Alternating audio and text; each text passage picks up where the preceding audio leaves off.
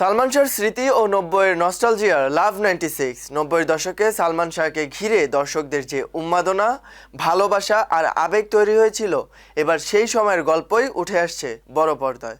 সালমান শাহর ভক্তদের আবেগ এবং 90-এর দশকের নস্টালজিয়াকে কেন্দ্র করে নির্মিত হয়েছে সিনেমা লাভ 96। তরুণ নির্মাতা ইভান মল্লিকের পরিচালনায় সিনেমাটি আগামী 4 সেপ্টেম্বর দেশের প্রেক্ষাগৃহে মুক্তির পরিকল্পনা করা হয়েছে। আর 6 সেপ্টেম্বর সালমান শাহর মৃত্যুবার্ষিকী হয়। বিশেষ করে এই সময়কে সামনে রেখেই মুক্তির তারিখ নির্ধারণ করা হয়েছে। এরই মধ্যে গত 10 মে বাংলাদেশ চলচ্চিত্র সার্টিফিকেট বোর্ড থেকে বিনা কাটছাঁটে ছাড়পত্র পেয়েছে সিনেমাটি। লাভ 96 এর গল্পে দেখা যাবে 90-এর দশকের এক অন্ধ সালমান শাহর ভক্তের জীবন ও তার আবেগ।